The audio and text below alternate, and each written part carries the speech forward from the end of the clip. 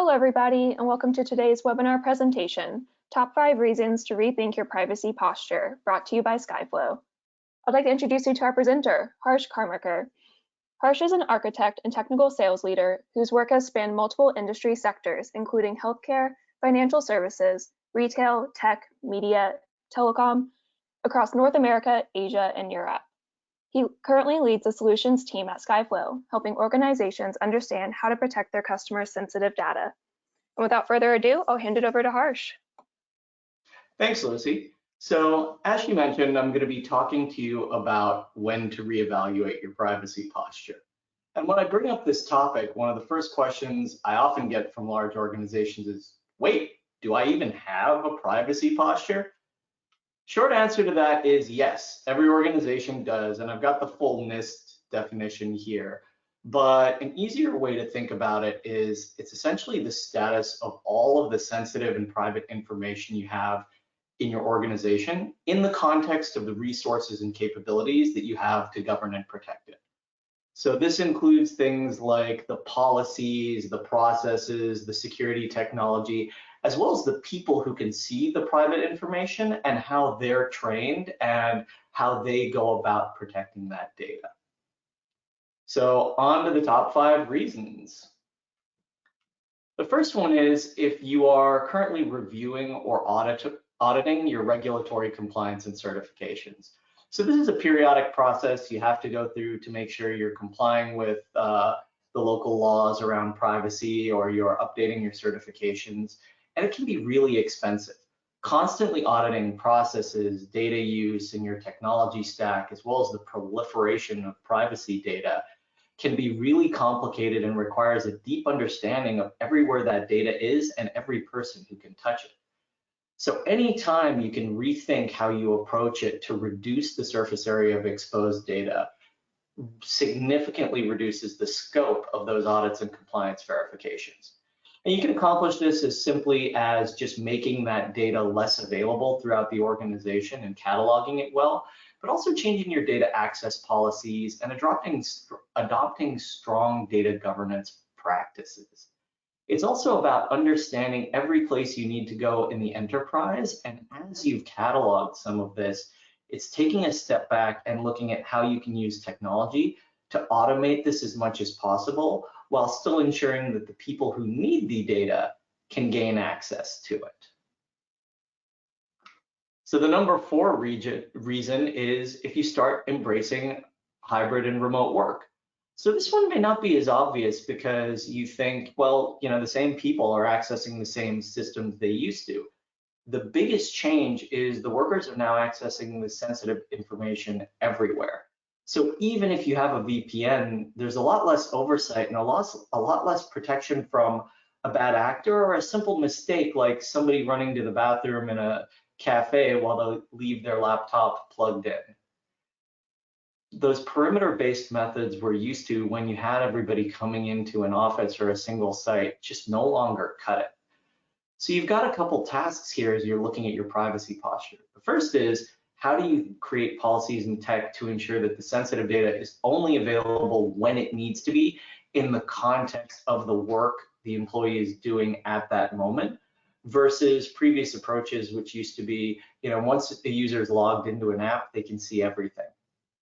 You can remove the risk of data misuse by employees engaged in their normal business activities by thinking about location flexible policies that offer that access without compromising security and governance. This can be things like putting an additional layer between that back-end system that's contextual, like for customer service reps who are now at home versus a call center, or just looking at your policies and procedures and deciding, does HR Analyst 4 actually ever really need to see an SSN? The number 3 reason, if you're entering or expanding into new markets. Now this one is a pretty obvious one. New markets means new regulations. So you have to look at, are there data locality requirements? Do I need to replicate all of my data infrastructure in a new region? And how am I looking at the evolving constraints as new policy regulations come forward, right? Now, duplicating your entire data and partitioning your data infrastructure can be very complicated. But there's a lot of value to looking at how you just segregate the sensitive data versus replicating your entire data estate and landscape. Also, thinking about how privacy regulations are evolving in some of those jurisdictions can be really helpful, as well as having a clear understanding of how you as an organization view the data jurisdictions, right? For instance, how do you think about a US customer who is a US citizen who is temporarily relocated to the EU or the Caribbean, given that we can now work from everywhere?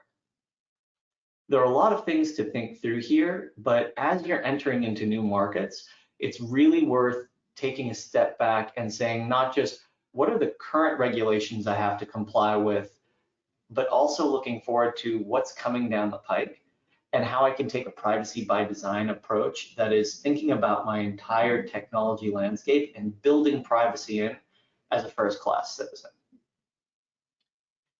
And now, the number 2 reason. This one's a little bit obvious and pretty clear. Anytime you're building or launching a new offering that uses customer data, you're getting closer to the customer and you're going to have exposure to new privacy risks. We see this a lot, especially in fintechs that are now interacting with end users directly or capturing new sets of data. We see this quite a bit in the beauty and wellness market, where as they start offering more holistic services, organizations in this landscape are starting to dip their toes into HIPAA or medical data that has an entirely new set of privacy constraints. So as you're launching something that uses customer data, you now have a larger surface area of privacy data that you have to protect and think about differently. There's also a lot more work you have to do around ensuring that your data is secure, because when you launch something brand new, a single privacy misstep can eradicate what could be a fantastic offering or product. Again, this is really an area where a privacy by design approach can make the difference between success and failure. The other benefit of taking that privacy by design approach is you can use it to communicate to the customers of the new offering as a differentiator, right? It's an opportunity to build trust from the get-go by articulating how you look at privacy differently or more nuanced than some of your competitors, and how you can validate that with even the technical underpinnings of your product.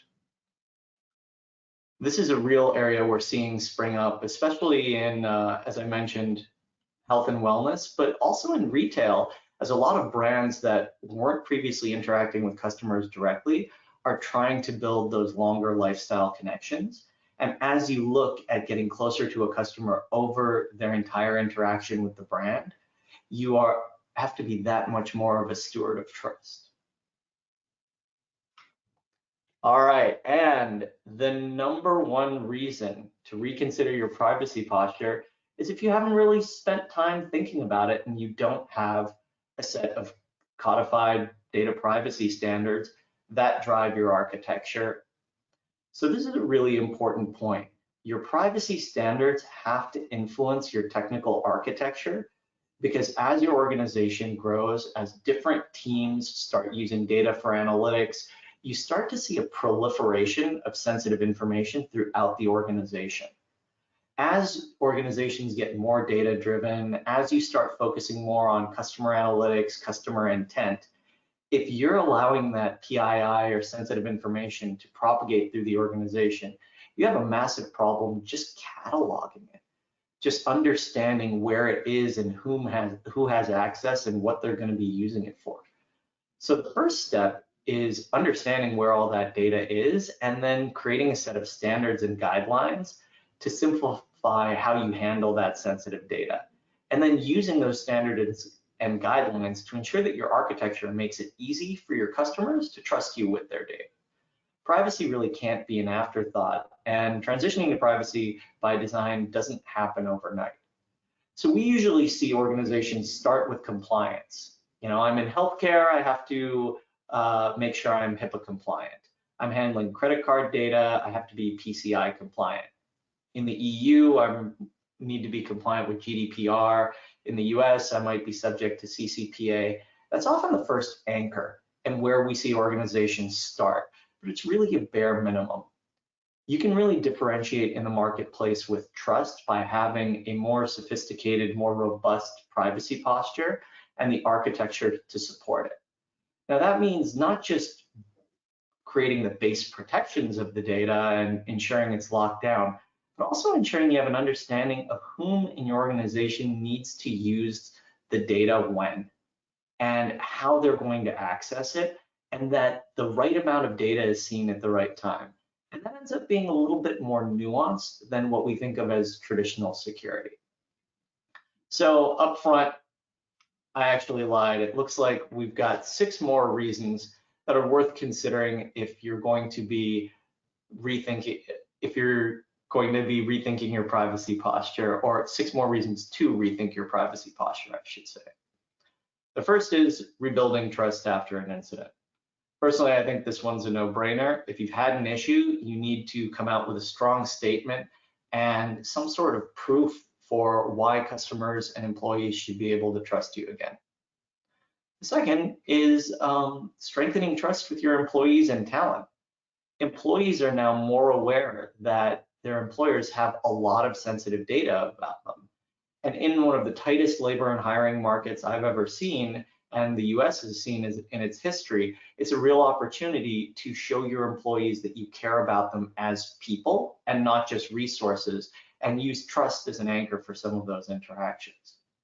Another is as brands are starting to embrace not just celebrity spokespeople, but individual influencers, or starting to work with gig economy and contingent staff, you're going to have a lot of very sensitive privacy information that people are going to want to compromise. And it's really valuable to make statements and differentiate with those groups for how you can protect their data. Another time to take a look at it is just if you're in the process of refactoring your data architecture and reducing your tech debt.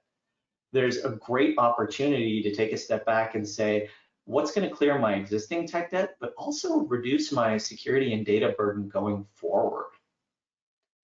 Then revamping your marketing and customer engagement. Customer engagement, the support interactions, again, how you interact with the marketplace, you can make some really strong statements. And of course, competing on trust and customer experience. This one really ties with the previous one. It's just an opportunity to come out and clearly differentiate in a crowded set of marketplaces and services on why your offering is more secure and more safe than competitors. And we've really seen Apple and Google try and come out strongly here, and it's made a big difference over some of the other missteps we've seen with some large tech companies.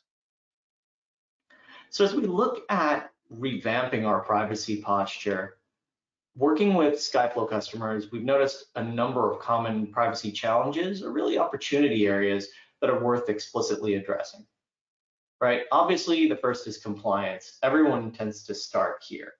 Once you're compliant with local laws, you then tend to progress to data security.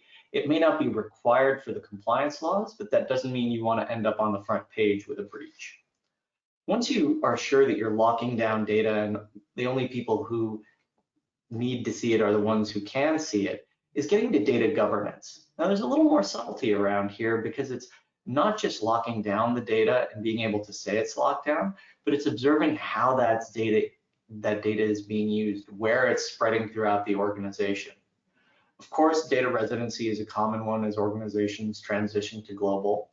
But now with the rise of the API economy and very complex ecosystems, we're seeing a lot more interest in how we can securely share data with the partners and ensure that the right people at those partners are seeing the right data, that deletion requests are propagating through the ecosystem.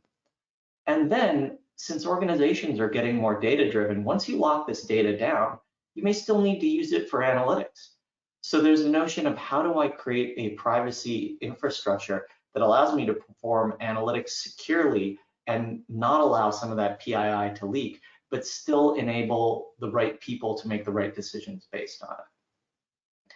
And finally, there's a lot of interest right now around encryption, and the old approach was I'm going to encrypt everything and lock it down.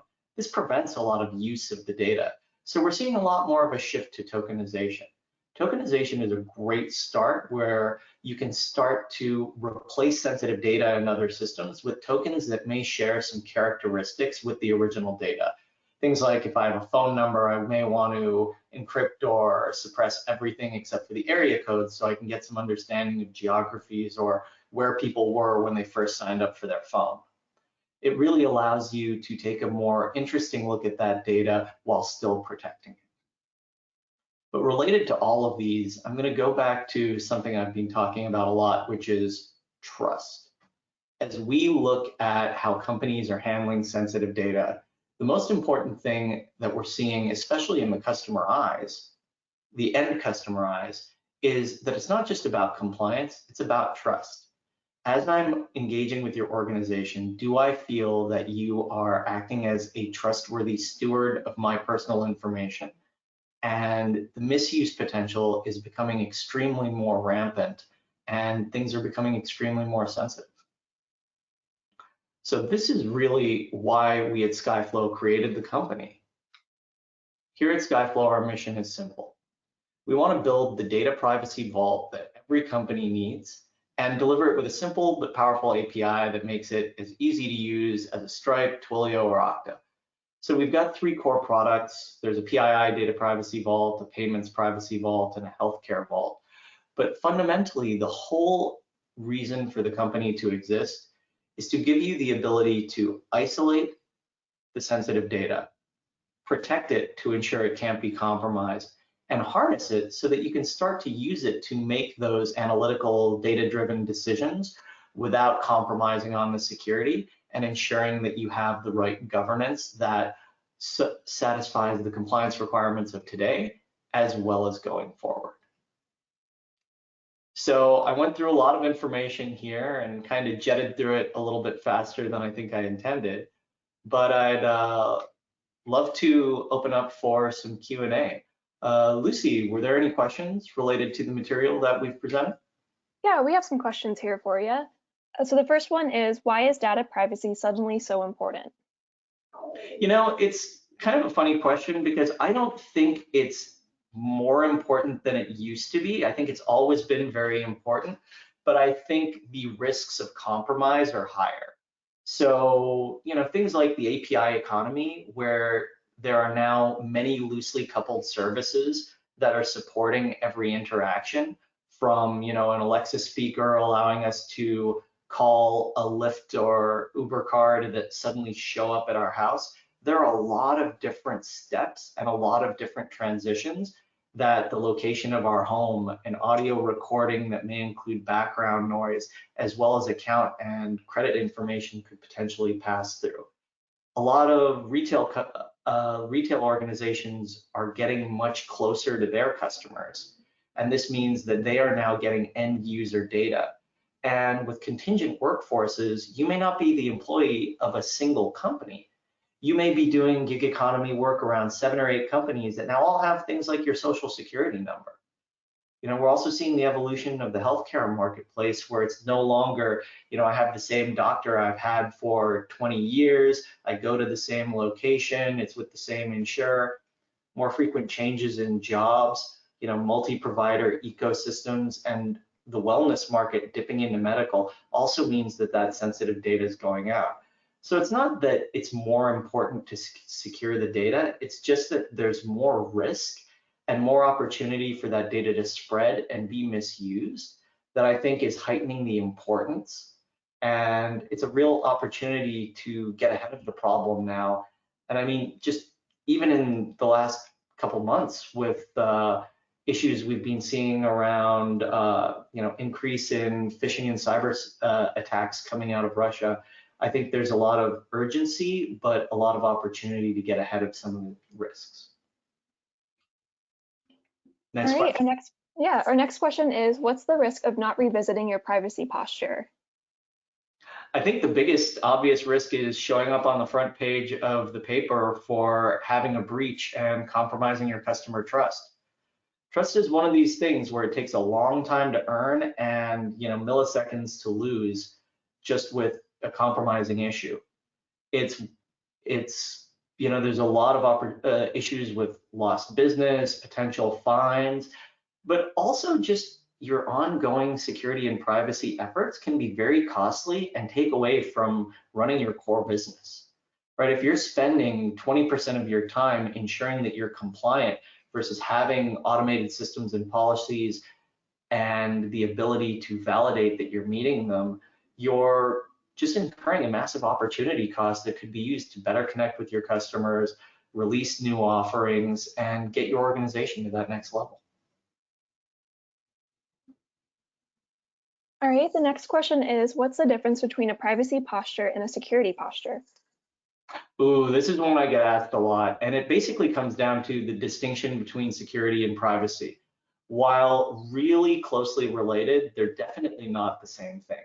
So security is all about protecting and ensuring that things can't be accessed. We refer to things as being secure when we know that they can't be consumed or used. And security very often takes a little bit more of a binary look at the world. Something is secure or it's not. It's locked or it's unlocked. Once someone logs in, you may have some fine-grained access control, but privacy has a lot more nuance.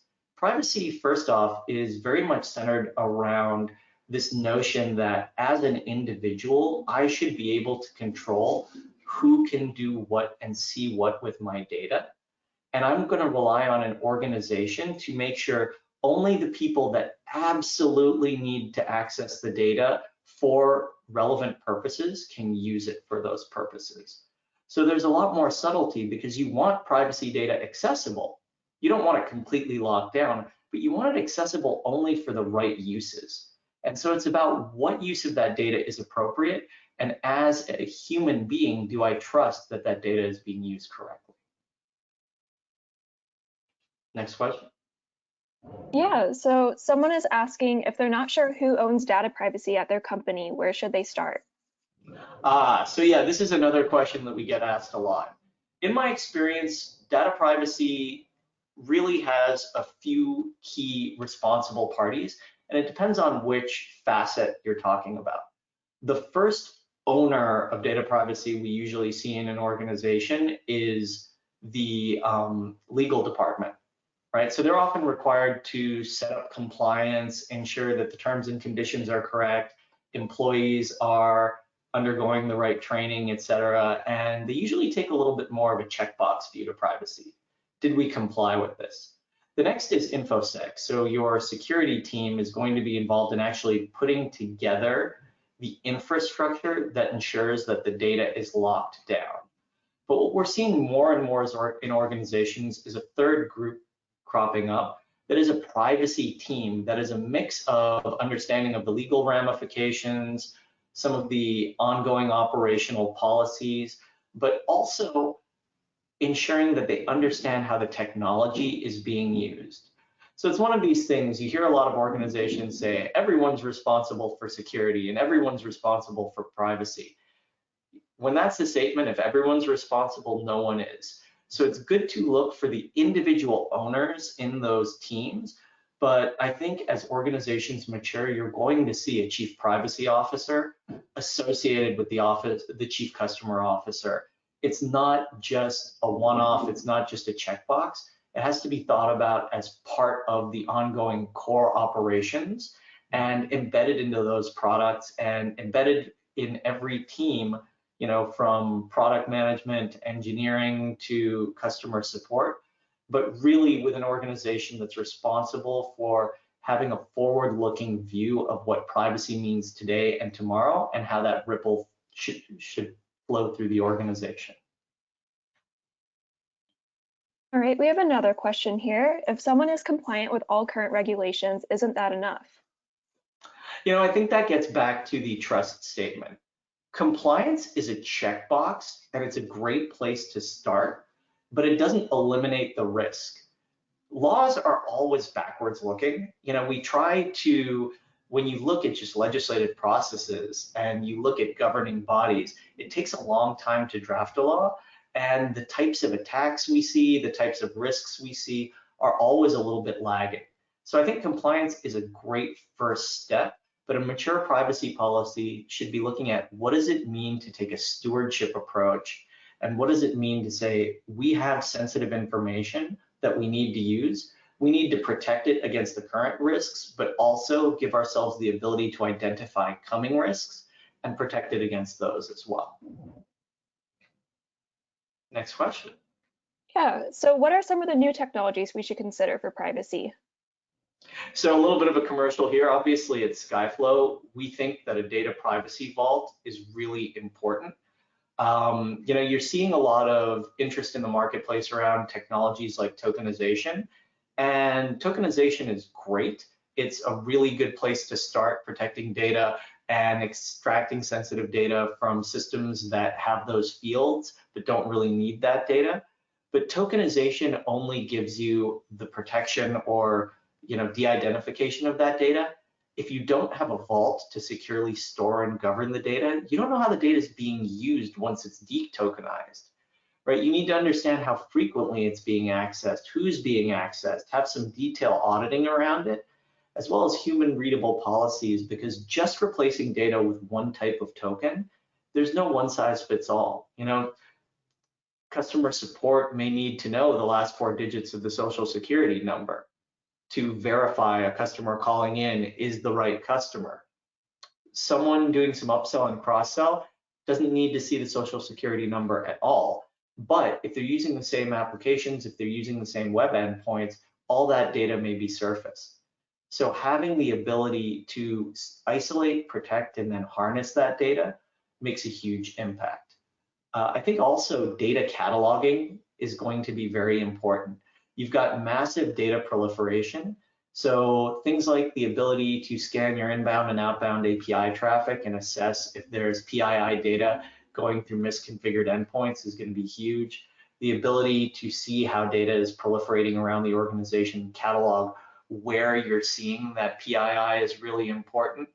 And then just focusing on how you think about the audits and communicating those through the organization, and how you apply policy and ensure that that's being followed. So things like policy agents are also going to be really important for a mature privacy posture.